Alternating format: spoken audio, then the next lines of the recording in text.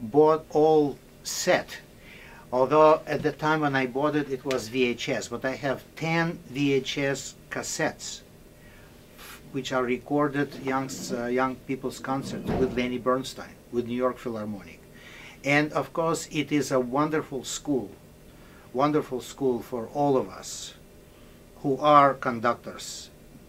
Because in America, we are dealing with a young generation of people who are not brought up the same way as we were in Europe, with a piano in every household, with a grandmother teaching you how to play, and with singing songs every night. Nobody does it here anymore, because their parents today were already departed. Some of them still come to our concerts in Door County, and they would say, "Oh, you know, maestro, I also practiced piano, but I'm so sorry that I stopped." You know, so many times I hear that, because the whole society life has shifted dramatically in the United States.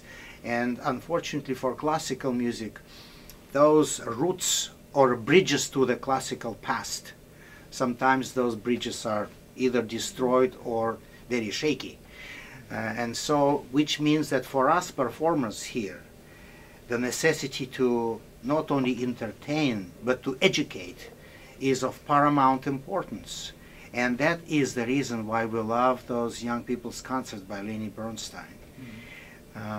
Although I have to admit that sometimes the camera would shift to the hall to see, just to look the public, and you could clearly see that back in 1958 it was a different public.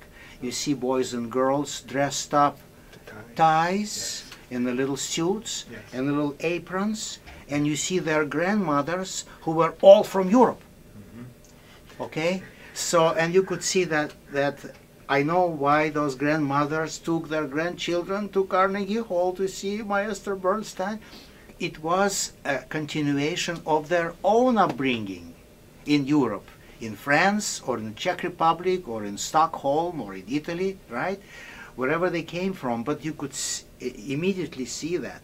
Many years later, when I was already playing with the Boston Symphony, and we also did our kids' concerts, and so I saw that public, and it was just like another world.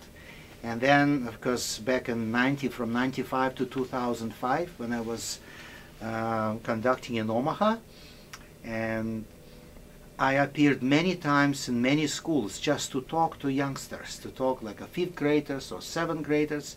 Sometimes we had this event unrelated to music, just a reading session. So they invited like celebrities to come to the class and read, just to read a book. So I was sitting surrounded by kids and read in English with my heavy accent, you know. But I clearly saw that their understanding, their involvement in classical music is very slim, and they need to be exposed. And my favorite talk, which I always give them, is comparing with my own past, because then it gives them very clear idea how different it was. So I would say like this: when I was a young boy, I learned 3 languages at the same time.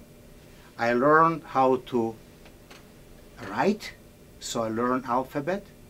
I learned how to count, so I learned numbers.